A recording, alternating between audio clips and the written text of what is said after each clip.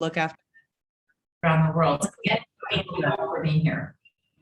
Okay, name is Baron Brown. I'm the Diversity, Equity, and Inclusion Officer for the City of San Bernardino, a recently created position, just started January 10th of this year. And the City of San Bernardino has a quite deep and complex history along the lines of racial disparities in treatment. It goes back and involves several different ethnic communities. And now kind of in that post George Floyd effect, them, like many other organizations, are creating positions like this because they're much needed. However, it is a work in progress. It is a learning cycle. And oftentimes you bring in experts, but expertise is very, very often challenged. And there a lot of times the pathways are not nearly as smooth, and the conduits of communication are not nearly as unrestricted as they need to be in order to build the relationships, to build the trust, to get the stakeholder input. And it's not a matter of buying in or making anybody like me. It's a matter of demystifying the position and getting accuracy within the agenda of the position, as opposed to people believing what they think I'm trying to do, particularly as an African-American man. And that gets lost in translation if you don't get a chance to platform it out through a strategic communications model. You really do lose traction from the start. I'm just being candid. Yeah, no, absolutely. Thank you for that. And then I wanted to give Mr. Cohen a chance to answer the question as well and kind of give us your thoughts. Yeah, DEI is important to me because I think about really there's a both moral and substantive imperative to really study, to understand, to execute a DEI strategy in your company, right?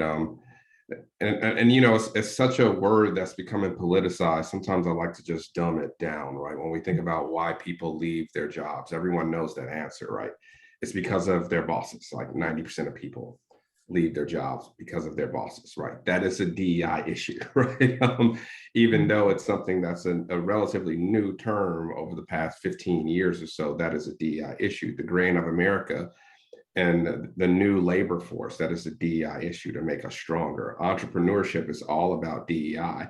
When we take personality tests around DISC models and Myers-Briggs to figure out what neurological diversity and work styles work like, that is a DEI issue. So if you want to have a productive workforce, it behooves any manager, especially now in the sort of post-George Floyd, in this polarized country that we're living in right now, it behooves us all to really study the science of DEI. How do you build teams with very diverse and polarizing viewpoints? You know, I think that one thing that you all have said, and I know Greer, you're going to touch on this in a question, is that, and I'm going to ask this, as DEI officers, leaders, what percent of this work really relies, that people rely on people of color? What percent of it? I'm just hypothetically asking. A lot. It should not. You want the truth, Michelle? Yeah, you're right. Yes. A lot. Own it. Do what you do. Aaron, you probably can speak. You can speak to this probably. Go ahead, Baron. To say it's a disproportionate amount of work that is put upon the shoulders of people of color, that's such a gross understatement. I can't explain to you just how much of this is placed on people of color, particularly if you start looking at DEI officer networks and organizations, and you start looking at the bios and you see the photos and you go to LinkedIn, it's like, wow, a lot of these folks are either African-American or Hispanic, Latinx, a few men, a lot of women, a lot. And it's like, what does that say? And I've tried to convince folks that what we really need is that we need very, very intrepid white colleagues, seriously. and white male colleagues especially. And the reason why I make that assertion is because one is that this burden is placed on us, and then when it fails, Yeah. we knew it anyway. And here we go with that, Yeah. how we have to swing harder in order to make the same progress in the same, under the same set of conditions. Yeah. But the other Turner? thing is that white maleness, if you will, unfortunately through social conditioning in this country, brings credibility to whatever you are trying to do, period. Now, you can agree with that or not agree with it, but I've seen it in action in the Coast Guard. I've seen it in action in the LA County Sheriff's Department. I've seen it in action in various colleges where I've worked. It just is what it is. That our founding fathers, I mean, all this stuff started with white male educated property owners who were our original framers. And so when you look at it, and that has been the model of leadership, success, courage, all these things are not only male associated, but they're very, very much so in this country, white male associated. And so if I have that colleague standing next to me that says we really need to put our money where our mouth is and make serious efforts in the area of DEI, all of a sudden, instead of this Black man playing the card or everybody rolling their eyes when I say something, now all of a sudden it's like, wow, what Jim said was really profound. It's like, dude, I've been saying that for the last 30 And I don't want to take off Greer, but I think, Greer, this is something I wanted to bring up in terms of a context to our listeners. That yes, we're talking about DEI, we have esteemed panelists, but with that, I also want us each to think about the PTSD that comes from that, the mental health that comes from that, in a way that as organizations and corporations are talking about mental health and wellness, in the same sentence, there's DEI and equity. I just want us all to be aware that there's a lot going on right now in our companies. How do we do it? How do we solve it? It's a conversation we can have, but I just wanted to set that as an even level conversation as we move forward. So Greer, I'm gonna turn it to you. Yeah, and I think that just going off of what you said, Eddie, about retention, kind of goes into what you said, Mr. Brown, about, when it fails because there's no resources or tools to build an effective program, it's always on the shoulders of the diverse candidate that put it in place. And that's also what we see with diverse talent with retention. We are really working to diversify the workforce, but if it's not inclusive on their end, there is going to be no retention. And then those stats are going to continue to reflect an incorrect narrative, so to speak. So I think that is just a huge roadblock that we will continue to try and get past. Moving on to the next question, really talking about sharing one's perspective and how critical it is to really gain that knowledge and insight. So how do you continue to gain that perspective on your end? Janae, if you'd like to start again. Sure. I think being an active listener and being an active learner is really the key to being and gaining perspective. Additionally, once you get that learning and you get that understanding, you get the context for how we got to where we are today, then you got to act. It's one thing to consume, and it's one thing to express your viewpoints with your friends. But what are you going to do to move the needle? What are you doing in your spheres of influence? And I think what's beautiful today is we have so many means through which one can be an advocate, through which one can be an ally and identify and move the needle forward within different communities and populations. I'm purposely being quiet. I'm sorry, this whole thing just hit so many triggers for, and I don't like going backwards, but just I want to acknowledge Michelle for bringing up the PTSD and the mental emotional part of the fatigue factor in this. That was something that I've had to speak to directors about, is that folks burn out doing this work. It's such heavy lifting, and going back to Janae's thing, you have to take action. You can either be an anti-racist or a non-racist, or, I mean, it's that whole discussion of proactive versus reactive versus passive versus assertive. It's a real rabbit hole, and the deck is definitely stacked. Yeah. Eddie? Yeah, it's so funny. I was just reflecting on some of Barron's comments around DEI officers, and really, so it comes from a good place, right? When companies or organizations are hiring people of color, right? Because naturally they think, well, we don't want to hire folks that don't have lived experiences, right? If all DEI officers were white, we would probably raise a flag of, hey, what's going on here, right? So it comes from a different place, and there's a little trying to contextualize, yes, you may have a DEI officer of color, but it's really about using the social capital of everyone in the organization to move mission forward. Absolutely. And too often we hire a DEI officer and they become an HR person. They deal with external problems that happen, right? They don't have a staff or a budget, right? And I think because it's such a nuanced field, and as organizations, we have to learn to appreciate.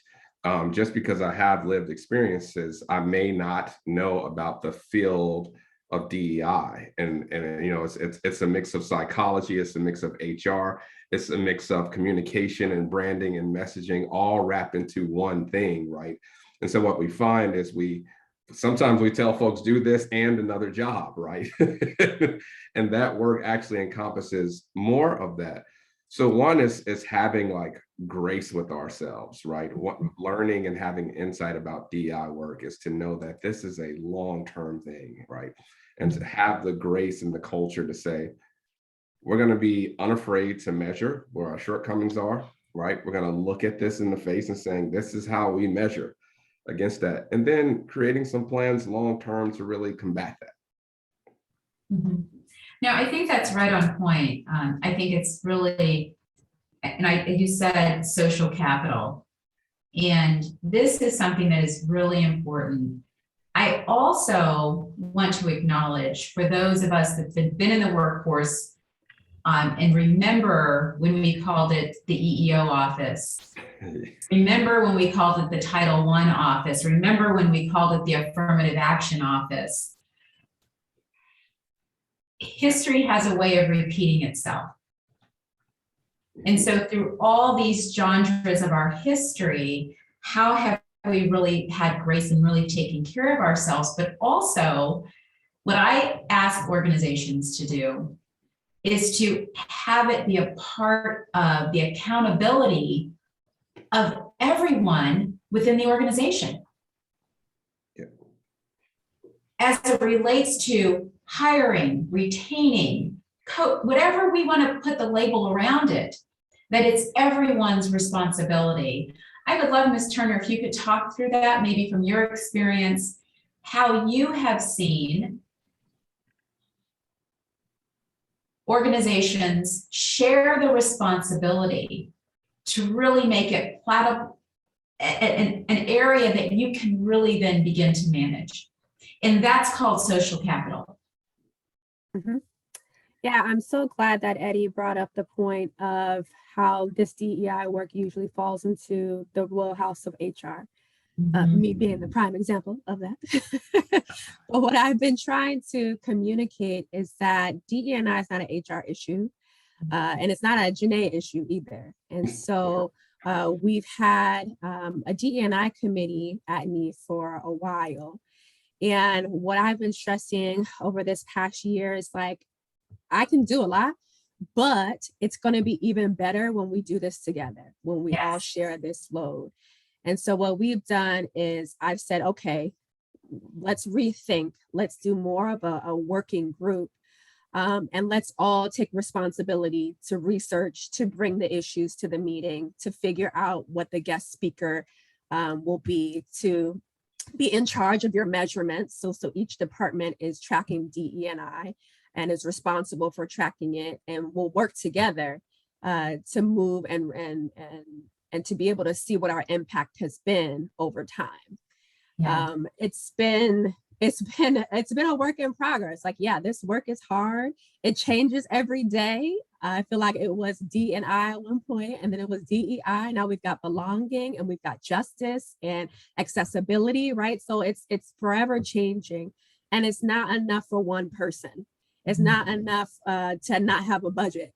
It's not enough just for one organization to try to tackle their own industry by themselves. And so it even needs to go beyond just the organizations that we are serving, but we've got to start to network and extend our tentacles so that we can, with more, there's power in numbers. And so, having that solid framework within your organization is important, but then thinking about who can you partner with to help to move this work forward too. Greer, I'm going to turn it back to you. Well said. That was well said and encompassing of the thought. Yes. Who has the floor now? Me? If anyone has any last minute thoughts on that question, otherwise we will move forward. I just wanted to concur on all points, especially on the HR piece of it, and that assignment of these type of positions into HR almost as an automatic.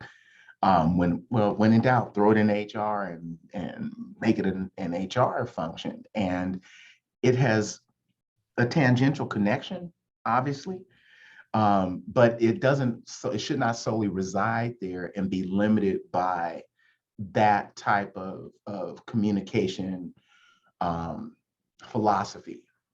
See, for me, I believe personally that DE&I type of work is informative, educational, conversational. You need to bring people to the discussion. You shouldn't communicate in an enforcement kind of regulatory, administratively heavy type of communication style. The last thing, if we didn't learn anything in America about mandates and talking down to people, talking at them instead of to them, is the whole mask discussion and the controversy there. People simply just don't want to be told what to do. But if they're invited and they can become a stakeholder in a conversation and say, these are where my concerns are, this is what I don't understand, this is the opportunity, this is really it, to embrace those folks and have that civilized discourse and that informative discussion, and that you're well resourced with your sources and your information. And that's why when folks look at DEI and they don't really understand it, the communications part is so key.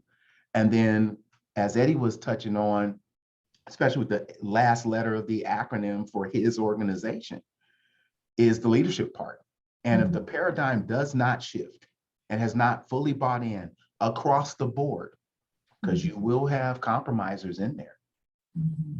Okay, if it has not been bought in across the board, then it's doomed for failure because it won't be incorporated. And so that's why communication to the stakeholders at the senior levels are key. And then the basically implementers are at the middle management level. And you need to get those folks on board, or all this is for nothing. It just really is. And that really leads us into the next question. What all of you guys kind of touched on is, what are 3 recommendations that you would have for an individual or an organization in launching a successful DE&I strategy or program? What are some recommendations, some advice from your experience or what you've seen in the workplace that you can create and implement an effective and successful DE&I strategy and program? Eddie, I want to start with you. Yeah, sure. I'll try to give 3 points, but I'm sure it's like multiple points. It's like 2 A, B, C, D. A big 3 out of 100 points. Right. So we'll try to be as brief as possible, because I'm like, how do we operationalize this stuff, right? So first is understanding, like I said, it's a real discipline. There are experts who live in the field. This isn't something new, like pay to train your people. Lived experiences are important, but you must get training.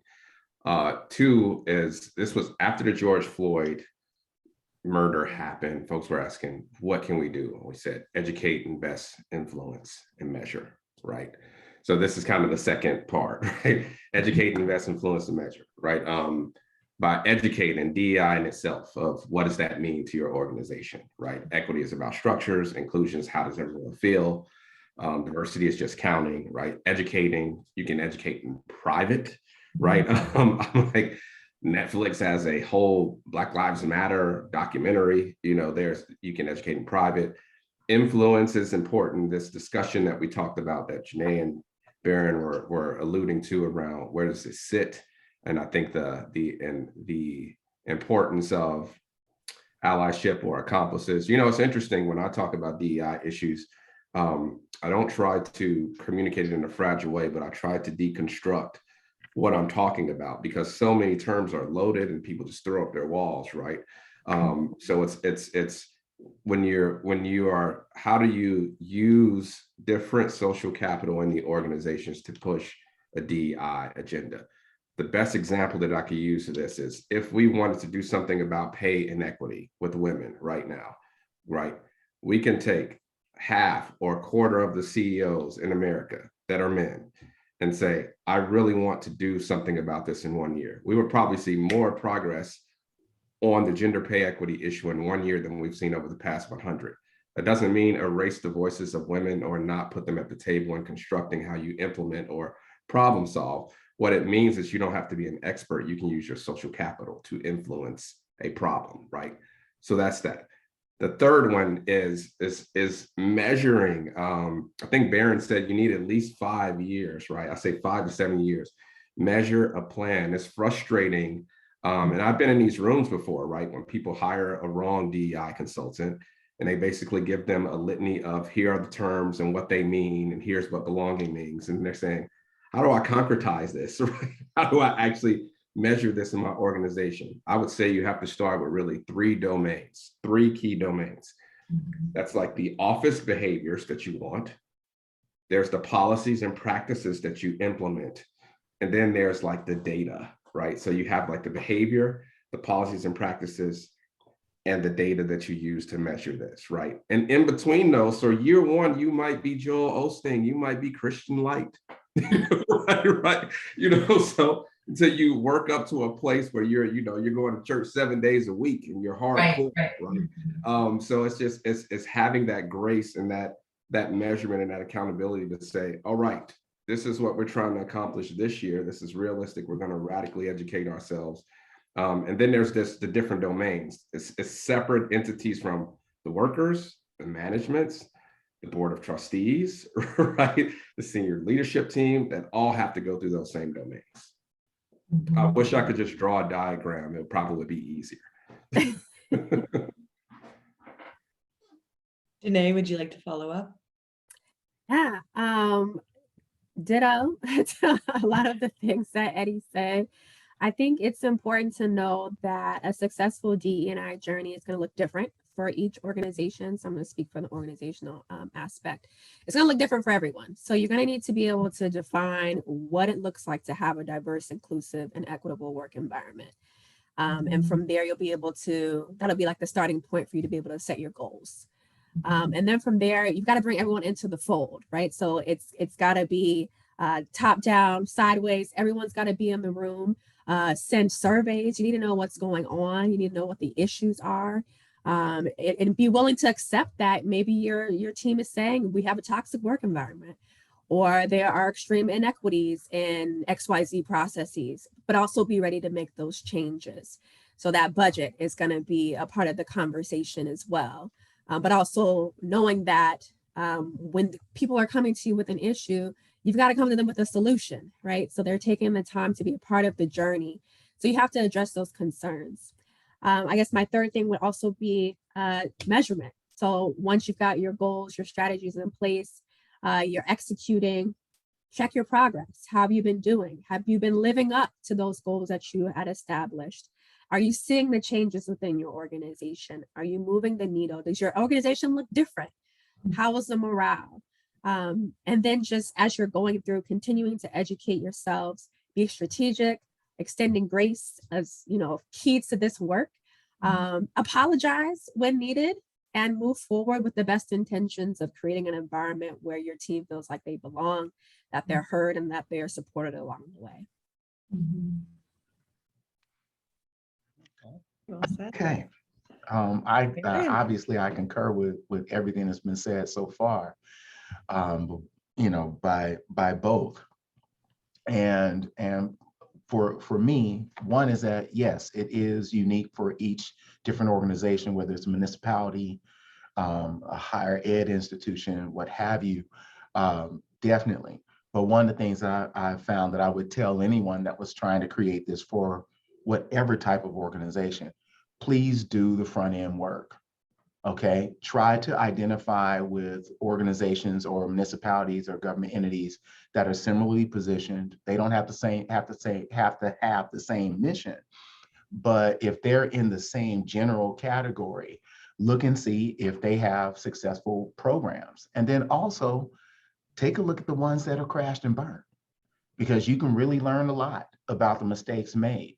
And so what I've had to do is to reach out to DEIOs from 3 different Southern California counties in order to find out about best practices, cautionary tales, where the landmines are, if you will, and tell them about what my experience is, how we're structured here, and then to hear their all too candid comments in regards to the possibility or probability of being successful with that. So the front end research to me is absolutely invaluable. 2 is having an effective and well thought out communication strategy on how you're going to actually message this out. Once you've put the person in place, and what I mean by the front end research is that you've seen how much staffing, what a good staffing model looks like, where the most optimal organizational placement is for the person. And personally, I believe they should be adjacent to a senior executive. They should be a direct report to a CEO, a COO, a vice chancellor, etc. They should be in that lateral reporting structure so that they have the administrative urgency and authority, that they speak, with that type of volume and depth in their voice when they're going out there to try to affect the mission. Also is that you have to have leadership training, and I'm talking preferably offsite, away, take the ranks off the shoulder boards, take them off. Okay, all the stuff on your sleeves and flowery stuff, take it off. And now everybody's the same, facilitated by a neutral third-party vendor or expert, not your DEI officer, because no one likes the messenger. Okay, DEI officer can support the facilitator, but should not be the primary, because now they will reap the scorn, okay, for folks who don't like the message and don't like what's being said. And that leadership training should consist of key concepts of leadership that facilitate DEI type of efforts, the core components of a good DEI strategy, and also it should have components of cultural IQ. So cultural intelligence should be folded into there. And so it should, and all this should be facilitated, and it should also be underscored with strong ethics training. And if you can weave all these things together, DEI, new leadership vision, and ethics, then your DEI program has a chance to survive.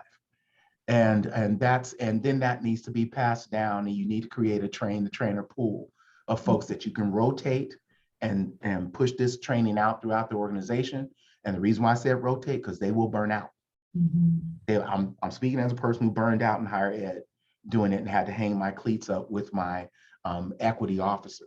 And it's just like, I can't take the rolling eyes anymore. I just can't do it. That leads me to a question I was going to ask earlier, and I know Greer is going to, but Greer's used to me. She's used to me asking these questions like this. I was sitting here thinking about this work, and I know how taxing it is. If you all could share, again, not the company or the situation, but just kind of share maybe a challenge that you have had, that you personally experienced in trying to communicate how or why this was really important. And I can share as many stories, but I would love to just put into context just your own personal, and again, this is about sharing your story, but your own personal story. Michelle, you're hitting triggers again. Anyway, okay. May I? Please. I'll make sure it's short. Yes. Okay. And I know Karen's on here, so Karen, please, yes, we're gonna get all of them in part of reach, so. Okay, this is my first week on the job. So I'm talking to people, and I may have told this story before, but I think it bears repeating. And so I called someone, a manager within this organization, and he said, "So who are you?" And I said, "I'm Baron Brown. I'm the Diversity, Equity, and Inclusion Officer." And I used the term DEI after that. He said, "Oh, you're the DEI guy. So that means, oh, you're the affirmative action dude." I have some I'm very suspicious of those kind of efforts because I think it's like reverse discrimination. Okay. And am I in a protected class? I don't feel like I am. I mean, these are actual quotes. Mhm. In the first week I was here, and I was like, wow, so is this emblematic of what I'm gonna be dealing with? Right. And that was one, you know, and it was almost traumatizing, but I took that moment to kind of breathe.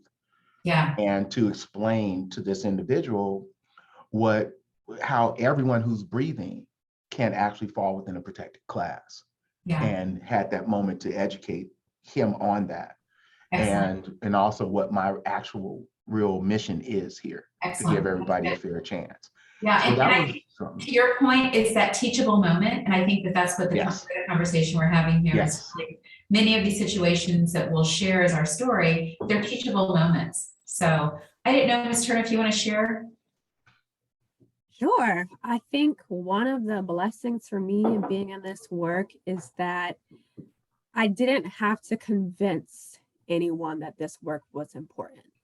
It was already important to every single person at the organization. And actually, our DE&I initiatives were started by our president, our former president. Okay. And it started out of a place of unrest, right? It was 2016, right after the election. There were a couple of police-involved shootings. I believe Philando Castile was during that time. And it was just tough. Like, it was hard. It was hard to come to work. It was hard to focus. Yeah. It was hard to show up. It was hard to do everything. And our president at the time had reached out and said, I think we need to create a space for us to just talk.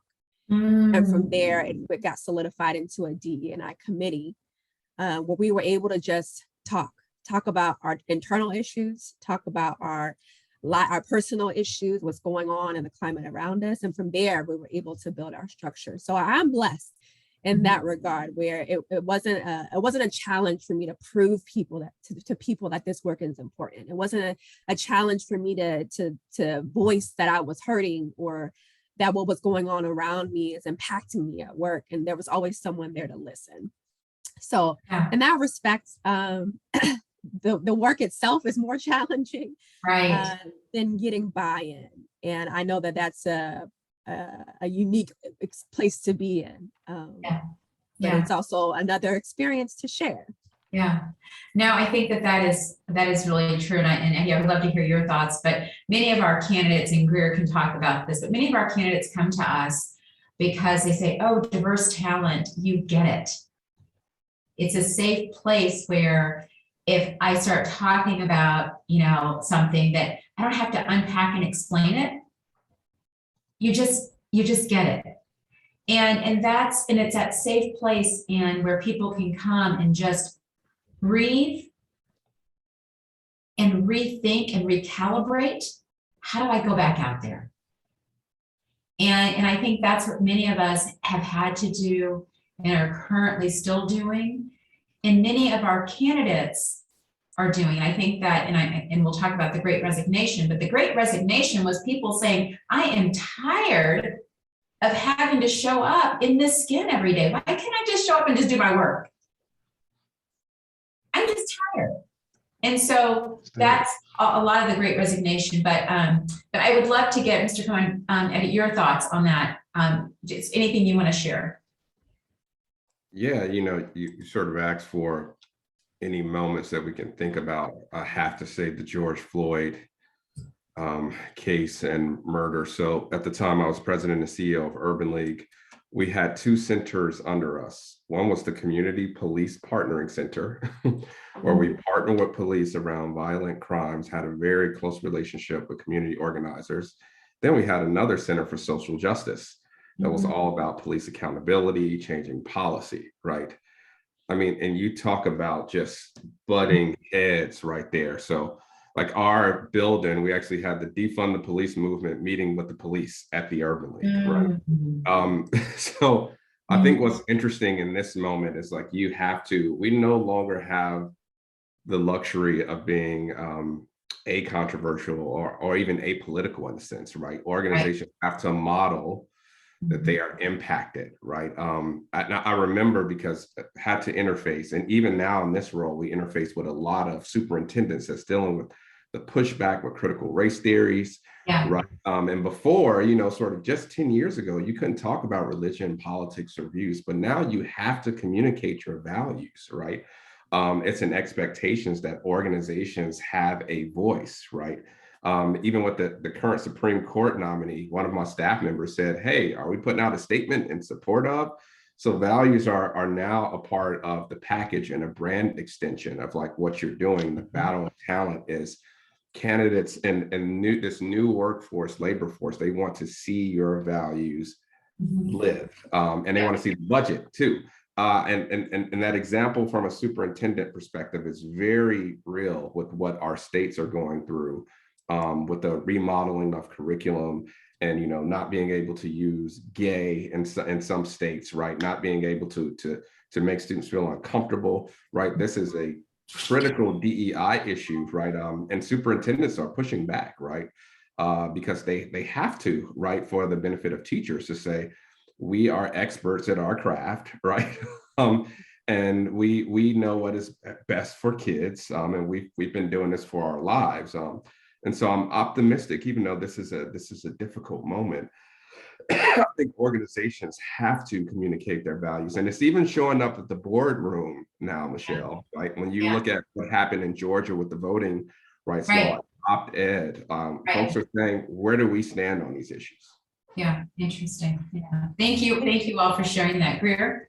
I wanted to bring up Reach, Diverse Talent Partners, with an organization called Reach that really does DE&I education and training. And one of our performances, it's offered live, so it was virtual, really after COVID, wanted to highlight exactly what you all are talking about, how our world professionally and educationally has always been committed to white comfort at the expense of others' comfort and inclusive feelings. And an individual had just joined a Zoom meeting. He was late, and he then described that it was because he was physically attacked because someone on a bike path thought he was of Asian descent and attacked him for COVID, for bringing over COVID. He wasn't even of Asian descent. And when he expressed this because he was late to the Zoom meeting, the director or the CEO said, that we don't want to get in, that's not the place, this is not the place for that. We don't want to get into that talk. And it was easy for him to say that because obviously it didn't happen to him and it doesn't affect him. And so I think that is also so important, the inclusivity piece of creating that environment in the workplace and in education, because it's privilege. It's privilege to be able to say that this is not the space for it when there is no other space for some individuals, that this is physically happening to them, this is affecting them, and it could educate and provide some insight for other individuals to act on it or react, as you say, but there wasn't a place. And so I hope to see there being a place in the workspace in an education system for these conversations. And I think that is something that, hopefully, being positive, we see it open up in the future. But I wanted to mention that because a lot of what you were saying just really reminded me of that. And of course, the situation wasn't real, but it is real. And so it's interesting to see, you know, how it can correlate these microaggressions and these instances that a lot of people can just brush off, but it's real and it's happening to individuals, and there needs to be some sort of place or sense of belonging for that. I did want to just bring up the last question. I'm going to skip to the last question because we did have some questions come in from our Facebook Live that I want to get to. Last question I wanted to address is if you could share some tips on addressing mental wellness in the workplace, maybe even specifically for individuals that are in your position. As you said, it's a lot of burden, not burden, but a lot of responsibility on just one individual, and that can lead to burnout. So what are some tips to continue to spread mental wellness awareness and to engage in mental wellness? Janae, if you'd like to start us off. Sure. I think the first step is to get rid of the stigma of talking about mental wellness and making it a part of your culture. That's not to say that everyone is divulging, their protected medical histories, but at least creating an environment where it's okay to tell someone or to have someone and tell them that you're struggling, and to be able to support them any way needed. I think having flexible work schedules is also very important. We are still working from home, as you can tell from my living room. And I think it's one of the great things about this pandemic, but not forcing people to come back to the office, allowing people and supporting them in taking breaks and logging off early, going for a walk, and making sure that people feel supported and sharing resources to talk about mental health and mental wellness and self-care. And then just you can go a step further, right? You can have some collective activities that you do, whether it be something like a meditation Monday, or you have a subscription to Calm, right? So there's a bunch of tools out there now that are here to help to spur mental wellness and mental health. And then, of course, encouraging people to take off, right? I feel like we, as a society in America, we like to produce workhorses, and really taking a step back to encourage people and have your leaders model to take time off. Don't email at 10 p.m. because, that's also another source of anxiety. You feel like you got to respond back, but turn your devices off. Try your best to separate home from work, which I know is also a challenge in this time, especially for those who have children in the workhouse or in the home too. So it's just important to find as much balance as you can and to be as understanding and accommodating as you can. Yeah, ditto on that. I think modeling it as a leader is so important. And I've only been in this role for about a month, and I met one of my direct reports, and I remember our kids had just got back home from school, and I'm like, hey, we can touch base on this tomorrow. She's like, no, it's okay. And it's not okay, because my kids are coming home too. I need that time for my kids as well, as you do, right? So part of it is modeling. Sure, I'm in a unique position. I might have to work a little later, but very cognizant about when I send messages. And it's hard now because we've got Teams, we've got text messages, you're sending stuff on messages. And it's like, so my rule of thumb is if this was back in the day, would I call this person on their home phone at this time, right? Right. So if I wouldn't call them at their home phone at 11 p.m., then I try not to message them. And now Outlook, you can time your messages, you can send them in the morning, etc. Right? You can delay it. So it's just taking that time to do that. Specifically, it may be harder during the week, but on the weekends at least, right? It's like start there. We did something that was incredible at an organization that I ran, which we had a mental health service provider that no one used. I would say about 2 to 4% of our staff use. We started to do an opt-out thing versus having people opt in. So as soon as people were hired, we essentially enrolled everyone and encouraged them to try it once set up a time. The usage rate shot up to 85%.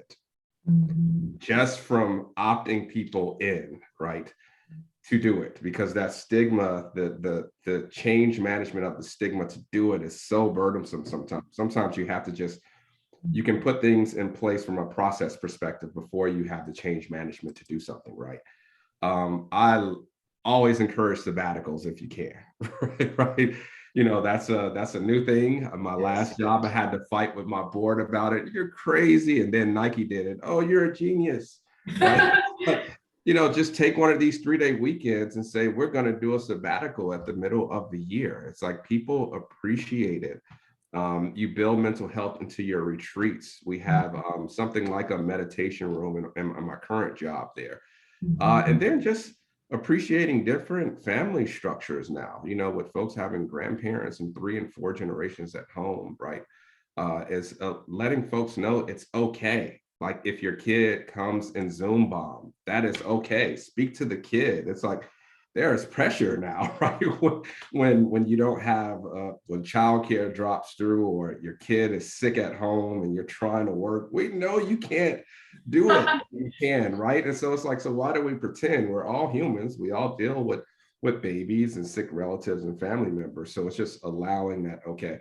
But if it's anything in policy, I think during that mandatory opt-in and allowing folks to opt out, it is amazing how that flipped overnight. And all that is excellent, and I think much of it's profound to many ears and folks who will be observing and listening to this. But building on both of those representations, one thing that I've found, and I made my wife, because I came out of retirement to take this job, and my wife made me promise, I'm not gonna hear about that job when I get home, right?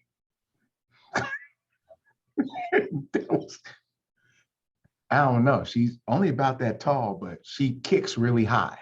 So I'm like, no, babe, no, I will make sure. And so that's really it. Leaving the job where it needs to be and keeping that in context, building some space around yourself so that you have that safe space and that time, and really insulating yourself. Whatever your favorite outlet is, you should be able to engage in that, hopefully for at least a few minutes every day, to just give you that. And I've had to get back into my standard exercise regimen.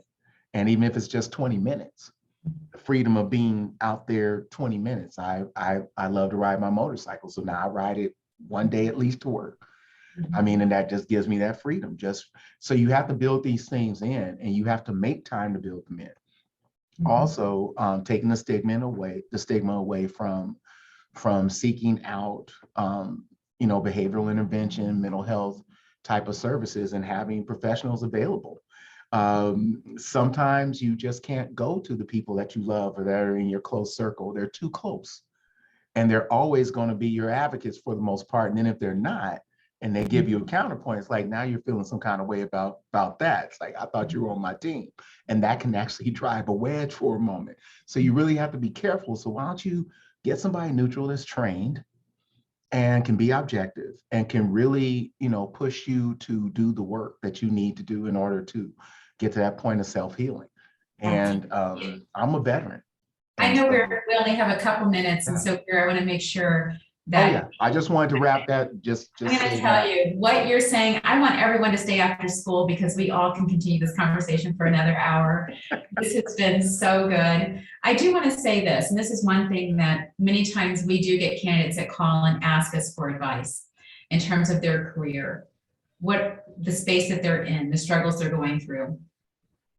And I am going to say this, that do not let this time in our history of Zoom to be an outlet for you to be able to engage in your companies and to get the professional coaching, mentoring, that sort of thing that needs to have happen.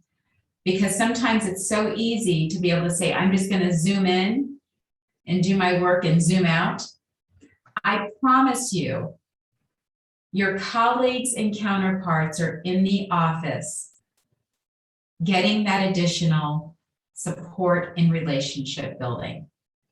So I just want us to remember that in terms of Zoom is a great way. I always advise also many times our young people that are coming out, graduating from college, that are really trying to seek out additional coaching or leadership and all those things, that in person doesn't take away. And Eddie, I know I want to highlight just some things that your organization is doing in terms of leadership. We work a lot through Reach with schools and superintendents that are using those associations as mentoring leadership.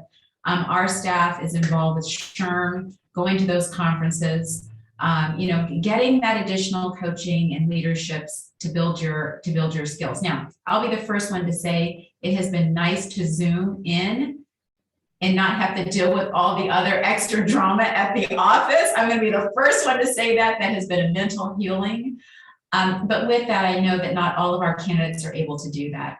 Many of our candidates are attorneys, physicians, in the tech space. They have to be in our hospitals doing that work.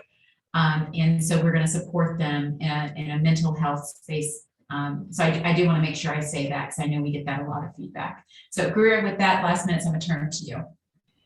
Yeah, well, I really appreciate everyone's perspective and insight. I think it was really amazing. I mean, I knew it was going to be. So I really, really appreciate you taking the time to really talk about your experience. Again, we are live on Facebook, and we will also be posting this recording on our website. So if you missed the first half or just want to revisit, please do. And with that, everyone have a great rest of your day. All right. Thank you very much. Thank you all. Thank you. Thank you.